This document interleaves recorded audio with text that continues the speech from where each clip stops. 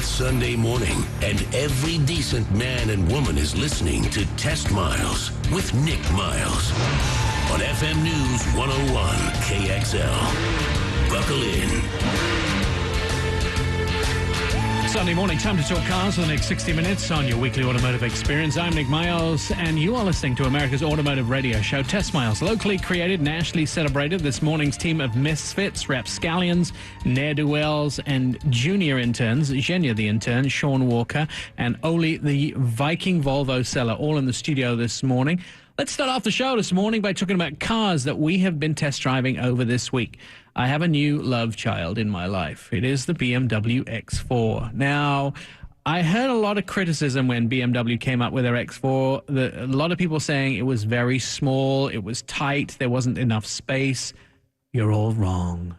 There's loads of space in this vehicle when you understand what it is. So BMW took their X3 SUV and they put a hatch on the back. That becomes the X4. The X5 with a hatch on the back is the X6.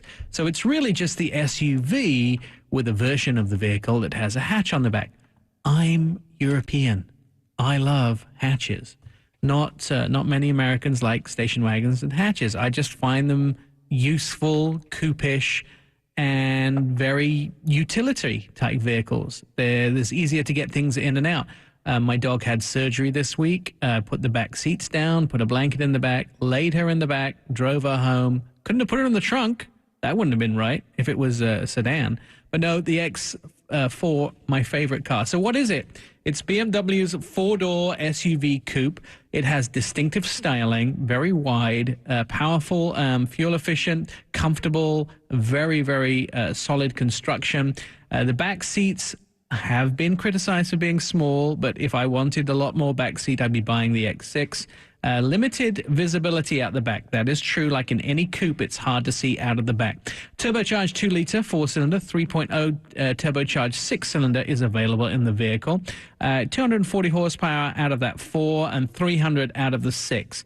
4 is quite adequate. 8-speed automatic transmission. It does have all-wheel drive, liking it even more during the snow. A lot of people say during the snow, four-wheel drive or all-wheel drive is very necessary.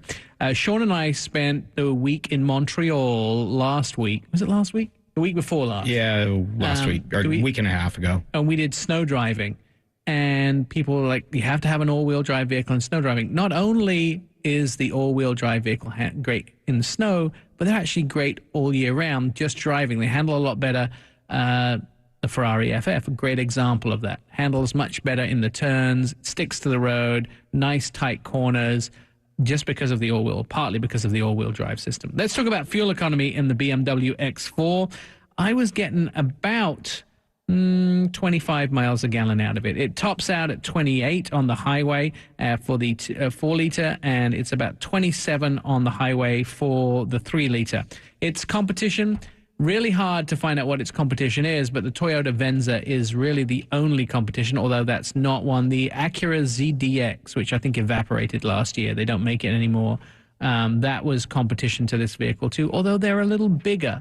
So it's hard to find a true competitor to the X4. It does come in a 2.8i and a 3.5i, and $44,700 is the starting price of this vehicle. Also in love with the second vehicle I got a test drive this week, which was the Acura ILX. Now, the ILX was one of the first subcompact or compact sedan, luxury sedans in America. What's the name of the Buick version of it? Can't remember. What's the Buick one? The Buick have a version of the vehicle. Was it the Regal? No, the little one. Verano. Yeah, the Verano. That's it. We worked it out eventually. We got it. The Buick Verano is kind of this luxury compact vehicle as well. So the ILX, first generation, great starter, good seller for them too, for Acura, but great starter in this compact luxury field. A lot of the millennials going to compact luxury vehicles, people who are getting to the end of their careers thinking, I don't need a giant full-size XJ or a giant sedan. A small compact luxury sedan is great. Well priced, but it was lacking in a little bit of power and handling as well. The new one, a four-door compact sedan, is really well put together. It looks so much bigger and more luxurious than it actually is. Although it is luxurious, but it is quite small. The ride quality, spirited handling, more efficient and more powerful engine. The upscaled interior has been much improved. 6-speed manual, no longer available. Now it gets the punch from the engine with just an automatic, and it really puts itself on the plate with things like the Audi A3, the CLA from Mercedes-Benz, those type of vehicles. 201 horsepower out of a 2.4-liter four-cylinder engine, 8-speed automatic, front-wheel drive only. Like to see an all-wheel drive in this. 29 miles a gallon is the combined, 36 on the highway. Again, those competitors are the Mercedes CLA, Audi A3, BMW 2 Series, and Buick Verano. 2.4 is the so the versions of the car, the trim levels of the car is the DCT. There's the premium. There's the technology package as well in this, and it's all the 2.4 engine with the 8-speed.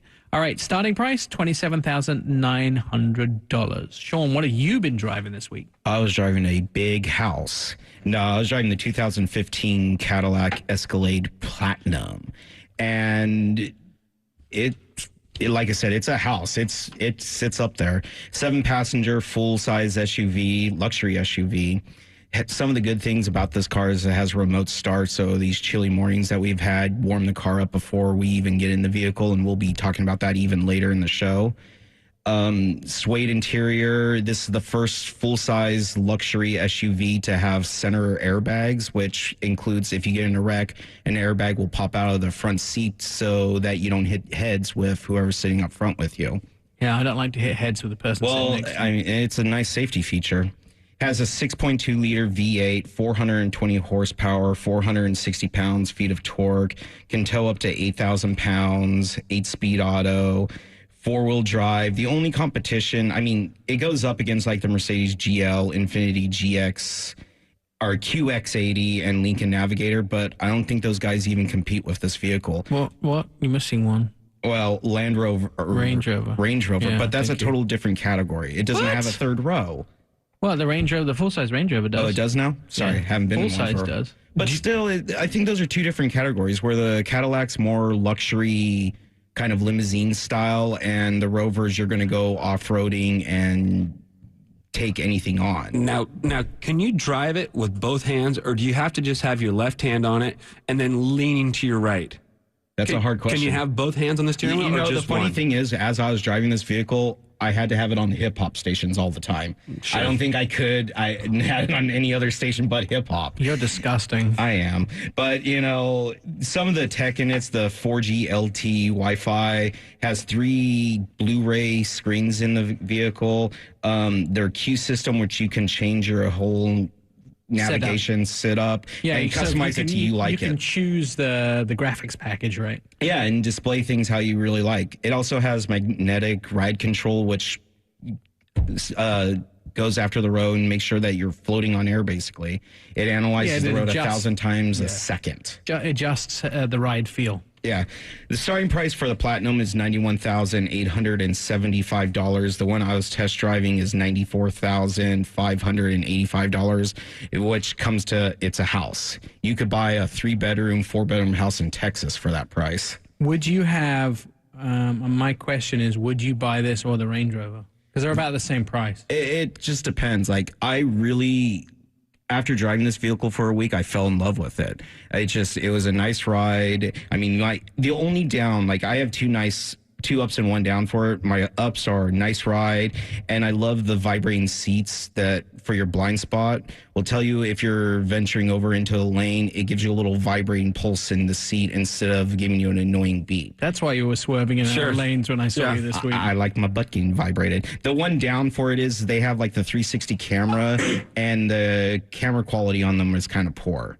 And I think for a vehicle like that, they should have better quality. Nissan's 360 cameras are crystal clear, where this one, it looked like you were in the fog the whole time. See, now you have the competition. You have all these big SUVs and these really top-notch SUVs. And, you know, I have to throw kind of the G-Wagon. You're getting close to, you know, another... what, $5,000-$10,000, you can get a G-Wagon starts at $115, I think, doesn't it? I thought it was $105 is what I was comparing it to. But you're in that same ballpark. Yeah. You're talking about 6-figure What's $10,000 between friends when you're spending $100? Yeah. Let me break that down in 60 months. You know, what are we looking at? I don't know. I mean, like a lot. Look, can we drag it out to 84? More than Maybe a radio we can drag host. it out to 84 Yeah, months? more than a radio host. I've can always afford. been like the person, like I would buy the Tahoe if I was going to buy this and spend that extra money in customizing the Tahoe. But actually, after driving the Escalade, I don't think I would even want the Tahoe. I really enjoyed the Escalade and everything that came with it. All right, we got to get to a break, Oli. What's the deal of the week? No one? Yes? No?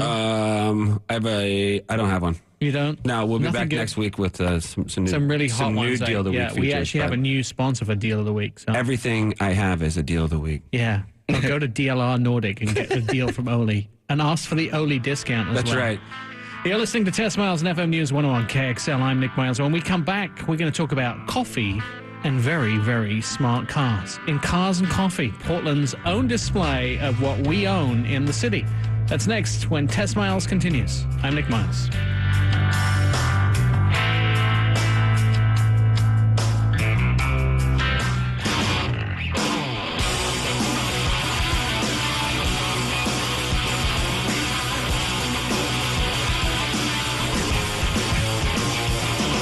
Test Miles, like NASCAR, but with one right turn. TestMiles.com. I sometimes wish that we had cameras in the studio because this morning Oli's going to do the fun fact, and he's been limbering up. He stood up, he pushed his chair back, he's been doing leg exercises. Welcome back to Test Miles on FM News 101 KXL Automotive Radio Show, live from our studios in downtown Portland. For all the latest automotive news, follow us at Twitter. It's Test Miles. Here is a fun fact you can impress your friends with, Nick. The very first Ferrari built by Enzo Ferrari was the Auto Avio Costruzione 815, built in 1940. What's it called again? The Avio Costruzione. All right. We've been debating how this is pronounced. All for that about practice does pay 5 off. hours this morning. All right. Every Saturday, legions of car faithful gather for an event in Portland called Cars and Coffee. Mark Scholes is here as one of the gatekeepers of the event. Mark, you've joined us before. Thanks for coming to our broadcast center in downtown Portland. Remind us of exactly what Cars and Coffee is. Cars and Coffee is a grassroots, community-based event. Happens every Saturday, rain or shine or even snow. And it's just simply a gathering of folks who like cars, conversation, caffeine, and sunshine. So they come together, they park their cars, and they all wander around and ooh and ah and put pictures on Twitter and Facebook. And you see cool stuff that you probably couldn't see anywhere else, right? Exactly. So tell me a little bit about some of the cool vehicles that have been attending recently since we last had you on. Boy, we've had some amazing cars along the way. We are fortunate that many of the, if there's generally an exotic or hyper exotic in Portland, it will show up. Bugatti Veyron has shown up. We've had the first Porsche 918 Spider has shown up. Back in the day, Carrera GTs. At one point, we had 3 of them on the lot. Wow. Now, we've just had some amazing cars. Several McLarens, you name it, it's there. Of course, at the same time, we also have just an abundance of other and broad diversity of other cars. If it's Porsches, BMWs, Ferraris, Lamborghinis, sure. It's kind of like a free car show, isn't it? Pretty much, yes. Except you can't steal things from the car or sit in them or lick them or do the things that all the kids do at the Generally car shows. frowned upon, yes. Generally frowned upon. So tell me a little bit about what you need to do if you have a cool car and you think it should be at Cars and Coffee. Well, right now, as I say, it's simply an open parking lot. It's extremely well attended. You simply have to show up and be there. That we don't regulate where to park, although sometimes groups of cars and clubs do want to park together. We don't currently allow saving of spaces. You just pull in, first come, first serve. People stand in the spaces so you can't pull them in because they're saving them for their buddy. Is that that's it? Once again, generally frowned upon. Frowned upon. What's the rules about attending? What do you have to do? What can't you do? I mean, what's the general parameters? So presumably you don't take people for test drives and that sort of thing. They're really common sense rules. First of all, be respectful. When you enter and leave the parking lot, just drive like you would in a parking lot. Sure. Second of all, be respectful of other cars. We don't allow folks to come in and put flyers on cars and touch other cars and put things under the windshield wipers. That I wouldn't appreciate that in my car. And I would hope no others would do that to theirs. And it's not really a salesy event, is it? Because you don't have tables or umbrellas or banners or currently there's no selling, no business, no promotion. It's just simply a community gathering. I like that idea too. Now, there's a local Starbucks coffee, right? That's how you supply yourselves with caffeine. Correct. The caffeine comes from the Starbucks for the Starbucks store that is there. I'm interested. How much coffee do you think they sell on a weekday? A lot. Actually, on Saturday mornings, they have the highest serving rate They call it a cap rate, the number of caps they put on cups in the 30-minute window. Right. They are the highest cap rate in the entire Portland metro area. Their measurement is they want to shoot for 30 caps per 30 minutes. Wow. Our average Coffee a minute. Our average there is 73 caps per 30 minutes. Really? Is there a drive-through at that one? No, there's not. All right, so it's just a walk-in. So what's the line like? Out the door. They have had to add one full-time staff person just because of us there. And just this week, talked to the manager, they're going to add a second. Wow. Additional than what they would normally have. I'd like to see their milk delivery on Friday. A truck backs up there and they like 8 people carrying the milk in. Let's talk about some of the more special cars that you've seen at the event. Are you seeing cars that are high in value or just rare? Both. Again, high value and rare for some of the hyper exotics, the 918, the Bugatti. Then we see some just unique cars, some really, the first M4 that's going to be in Portland would have been there. We see one of two type of cars. Doesn't necessarily make them always the highest value, but they're definitely unique. I noticed that there's a kind of a lot of stuff that's going on that's kind of cool as far as trucks and those things as well.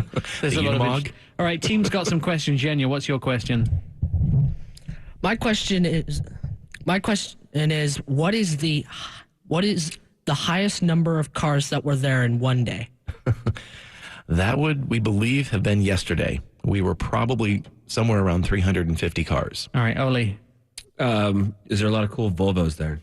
Yes, there are cool Volvos there. So, like, what would be a cool Volvo? Oh, like a 1940s. Actually, recently there was one that was built by one of our regulars, Nick. He had a black Amazon that he has just absolutely reworked and redone, and it is gorgeous. You could eat off the car. Oli, put a bib on. He's drooling. He's drooling. All right, Sean. Now, is it just cars you can buy from dealerships, or is there any kind of custom cars there as well? There's some cool custom cars as well. Yesterday we had 2 pickups show up, sort of a rat rod theme with both of them. We've got high-end exotics. A bright green Lamborghini Huracan was there, all the way to custom blown Camaros by one of the local shops. So let's talk about what would be the highest value of a car there, because we know the Veyron. I think the Veyron that was in Portland is about 1.4. The new Veyron's like 2.4 million. Depends on what trim levels you get. So what sort of value are we looking at? Oh, for both of those, for the 918 and the Veyron, those are our highest value cars that were there, clearly. So several 1-point-something million. Sure. All right. How do we find Cars and Coffee before we run out of time? There's a website, portlandcarsandcoffee.com. That will redirect you to the site that we're using. Excellent. All right. You can find out more about that. Want a free car show? That's the place to go. You're listening to Test Miles on FM News 101 KXL. I'm Nick Miles.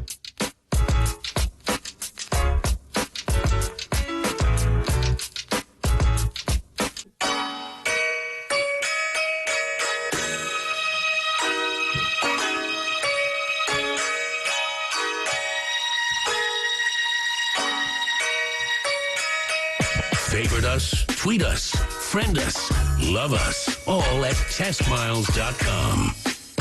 Live from our studios in downtown Portland on a Sunday morning, America's car radio show. If you'd like to be part of the Car Nation, then join us on Facebook at Test Miles ENT, Test Miles Entertainment. All right, Jenya, go with your fun fact. Here's a fun fact you can impress your friends with. 4 car companies make up the Audi Car Company logo, where each ring represents each one of the companies that Audi merged with in 1932. DKW, Porsche, Wanderer, and Audi are the 4 companies that are represented in the Quattro. This was also known as the Auto Union. All right, that's Porsche, not Porsche. It sounds very close. It sounds like we say Porsche. I was told by the guys at Porsche that a Porsche is something you sit on and watch the sunset. A Porsche is something you drive, and don't let it happen again. I'm really sorry. All right, so last year, Portland Auto Show was snowed out. So this year, when the show opened, we had a 2-year pent-up energy of Portlanders who wanted to rush down and be part of the show. They had all those symptoms of sitting on their backside in the snow for a year. So when the doors opened, the crowds flooded into this year's show. And of course, we broadcasted live from the show. Our Project Discovery was in the show right at the front doors. So, Project Discovery, big deal for us. And Peter Clover is here from Mobile West, who did the interior and the audio from that. You manned the show, Peter, for Project, for us during that. You stood there, you took the abuse of everybody who wanted to sit in it and ask you 1,000,001 questions like, what color is it, and who did the logos, and how does that stitching get into the seats, and is your mom sew with a needle, and all those type of things, those questions. So thank you for doing that, first of all. So just to remind everybody what Project Discovery is. We took a 2002 Land Rover Discovery. We wanted to make it into a luxury dog transportation. So Peter and his team gutted the inside. They completely did the inside. Very cool seats, carbon fiber headliner, test miles sewn onto the back of the seats, beautiful embroidery, lots of door sills. And then he put a Audison high-end Italian sound system in the car, which really made the thing pop on the inside. Put an iPad mini on the dash, all the mod cons that you'd expect in a car, like Bluetooth and all that stuff was installed. And then we had it wrapped, and we had a big gun on the back of the car which shot tennis balls at 300 yards, and we had it at the auto show. So, Peter, tell me a little bit about what the reaction was to the vehicle. You know, the reaction was astounding, okay? It really... It blew me away. We had people coming up wanting to open up their checkbook and buy that car as it sat on the floor. How am I finding out about this right now? Well, you know. we could have sold that and bought another one. Well, we can still make that work. All Actually, right. it alluded to everything that I've been developing Mobile West to be, because we're actually evolving from Mobile West Car Audio and restyling to Mobile West Autocraft. All right. Right, because the reaction at the auto show and everything that, you know, I felt about our industry going forward is, you know, 1 out of 10 people loves music. Right. Enough to change what's in their car and make it awesome. Right. And we do that every day, and we always have.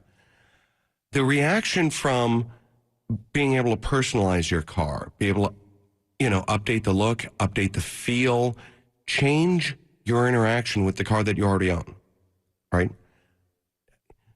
is astounding. And 6 out of 10 people walking past that car hopped in the car and touch and feel the interior and goes, oh my God, this is one of the nicest interiors in this entire building. And you're like, yes. I mean, it was. I mean, when you look at something like a new Lexus or those sort of things, I mean, you had a high-end interior in a 2002 Land Rover. Well, and people were astounded that it was a used car. And so, you know, 4 days of 12-hour days explaining to people, this car started out as a $2,500 car, right? Junker. We spent about $2,000 getting it running perfect, runs and drives awesome. We probably spent 10 total, if we count the entire custom interior and sound deadening of the vehicle and new carpets and audio that's future tech and astounding sounding, and doing a wrap on the outside and doing a full color change and change the look and change the style and completely update it. Well, okay, so you've got a $15,000 project that's one of the coolest cars in the entire auto show. Right. Well, there are no $15,000 cars at the auto show. Right. Like everything in the auto, right? Honda Civic is $35,000 these days. Well, if you load it up, I mean, you can start in the 20s, but yeah, if you load it up. Nobody buys the one in the 20s. They always want the one that's all loaded up. Well, the interesting point to that was either buy a base model car and let's make it astounding, right, for the same money as the optioned out car, right, but that looks and touches and feels and is completely unique in yours, right, and is astronomically better. Or conversely, instead of taking the massive depreciation trading in the car that you already have, let's just update it. And I think that's the brilliant idea, and that's what it is. Sean, you had a question for Peter. So we all know I got in trouble for shooting off the cannon that was attached to this car. How many people actually came up asking you to shoot that thing? 20 people an hour? Yeah. I mean, everybody wanted to see that. It was really cool. And you had to say, no. They've already threatened to throw us out. Because of me. I'm sorry, people. It's okay. But going from the bottom stairs and hitting the top of the outside windows, yeah, that was It was a very, very powerful I think device. it was the whizzing past the security guards here that got us really into trouble. So people just need to learn how to aim it, I guess, better. And Who says I wasn't aiming? So starting with an older car, I just switched. I sold my old 240 and got a 2007 V70R. As far as obviously, I think the stereo needs to be updated from being 8 years old. What kind of price range are we talking about as far as initial startup, moving into some new technology, some kind of Bluetooth streaming, and some of the new technology that's out there? Sure. Well, I mean, the range is very wide and open. Most people end up somewhere in the, say, $500 to $2,000 range. That encompasses probably 90% of our customers, right? Yes, there are cheaper solutions that will function, but it really does help to update the tech. And then also while you're out at it, if you're replacing the electronics in the dash, update the sound while you're at it. Add amplification and the equalization. You think about that. You buy a new car, and the tech package is usually $2,500. So that's actually cheaper than adding a tech package in a new car. Right? No, that's exactly the point. Right. That's exactly the point.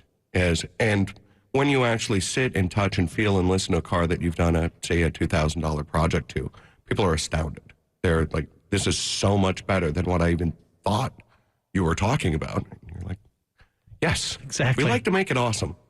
Everybody's happy that way.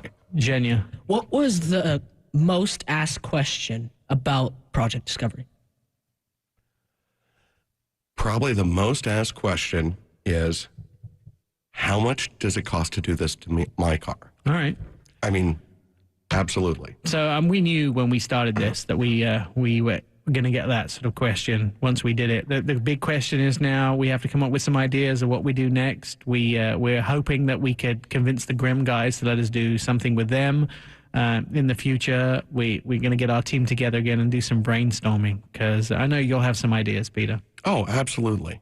We have to decide what will be project, whatever it will be called, 2015 this year. And of course, you can always send us information if you have ideas. Just go to our Twitter or our Facebook and put in Test Miles. Send us your ideas of what our next Project Discovery should be. What's Project Discovery missing, Peter, finally? What else do we need to do to it? I think we're just about done, aren't we? Yeah, I think we're done. I think we should, we should take it and put it in the new showroom of the new Mobile West. There you go. We'd love to sit in there, but where are you going to shoot the tennis balls? Well, is there someone across the road you want to hit with the tennis ball? We've got Open the door. the new building that we're actively moving into now. We should be grand opening April 15th is what we're shooting for at this All right. point. Tax day. Well, everybody will have their taxes back. We need we have a good idea. Spend your taxes on buying a new audio or interior or crafting your new car. Yeah, making it the way you want it to be, not the way they built it. Perfect. That's our vision. How do we find Mobile West? mwpdx.us, or give us a call, 503-257-0488. And the new building, after April 15th, will be fully live and operational, is 2111 Northeast MLK. Excellent. I've been there. Yeah, we're only moving 6 blocks from our current location, but it used to be... a dealership. It used to be the BMW dealership. Yeah, it's a large definitely... space. It's secured parking. The empire is expanding. We're evolving. Yes. We do way more than just car stereos. Right. We're going to have you in a lot more times, because between now and the end of the year, hopefully on a monthly basis, because we've got so much more to talk about. I still do kind of want to put a remote start system in that you can operate from your cell phone, because I like that. I only have one car key left for Project Discovery because we managed to lose everything else, and I kind of want to, rather than pay, what is it, $150 to get a new car key with a key fob, or $200, $250. I might as well just get a cell phone that I can start the car with and do all that sort of stuff. Well, absolutely. I mean, oh, do you know anyone that would be able to do that for me, Peter? Yeah, I think the guys at Mobile West. Oh, excellent! Yeah, I think Look they at do that segue. every day. Thanks, Peter. Peter Clover from Mobile West. You can find them, of course, on Facebook as well. Or if you need any questions from Mobile West, direct them to us here at Test Miles, and we'll pass them along for you. When we come back, it's the much-anticipated news quiz. How much have the in-studio team learnt about what was in the news? We'll put Genya, Sean, and Oli to the test when Test Miles returns. I'm Nick Miles.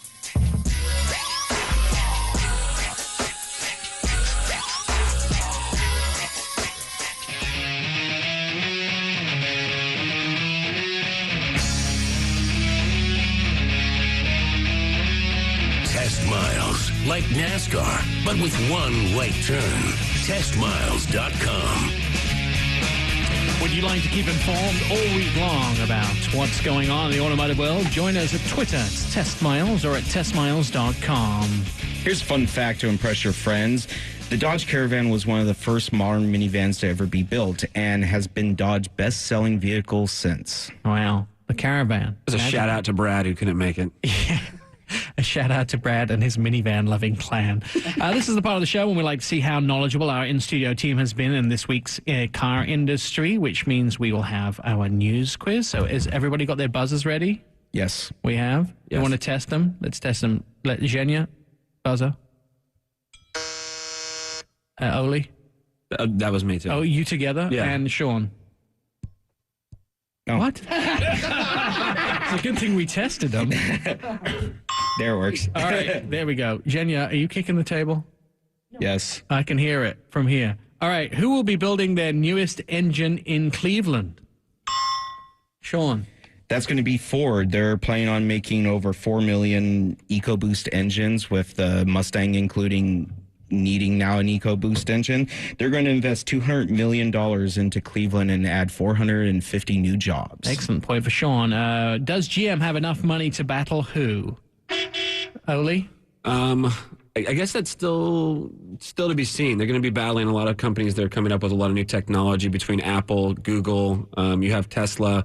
For what it costs them to invest in the car, obviously we've heard stuff about the new Bolt and things like that to try to compete, but we'll see. They want to expand the Cadillac lineup as well, from 6 to 12 by 2020. So the question is, we don't know if they have enough money to battle. I don't know if there's an answer yet. All right. Which GM age-old rivalry plans to build a Chevy Bolt rival?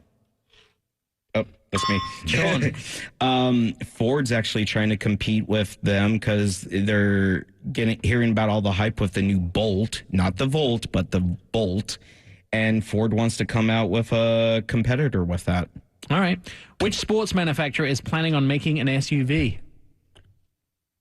No one? Oh, Zhenya. That would be Lotus. All right. They've said for a long time that they would make an SUV. They had a 2006 APX concept in Geneva. The CEO said that a new SUV would reinvent the category. Wait, so I'm confused. Did Lotus did Lotus actually make any cars in the U.S. right now? Do they sell any cars in the U.S.? No? Yeah, they've got so. the Evora. The Evora. Yeah, The but is it Evora. for sale in the U.S. new? I don't know. I've seen some. No, new? They do because there's No, they don't. Not Lotus new? don't sell any cars new in the U.S., so they're building an SUV that they can't sell here anyway. Wonder what's going on over at Lotus right now. Perhaps they've taken a consignment of something from Thailand recently. I don't know. Okay, next question for you. Tesla is worried about what car being made? Holy. Well, I think that this is referring to the hydrogen Toyota that's coming out. It's called I want to say it's the Mirai. Right. Mirai. So Yeah. they're going to go into full production with the hydrogen fuel cell car. Something that we've been talking about more and more with more stations opening up in California, Japan, other places with a new focus on hydrogen. So that might take a ding in their market. I will tell you, and this is a prediction, you should write this down somewhere, put it in an envelope, put it on the top shelf, and bust it out. Which will be true? Hydrogen is going to be the one thing that's going to derail Tesla. Absolutely. All right, we're out of time. No more questions this morning. We will be back next week with another fabulously packed show. I'm going to spend some time in Austin with VW this week and in Phoenix with Ford, test driving some of their new product. We'll find out all about that on next week's show. Until then, follow us on Twitter, on Facebook, or go to testmiles.com. You're listening to Test Miles on FM News 101 KXL. I'm Nick Miles.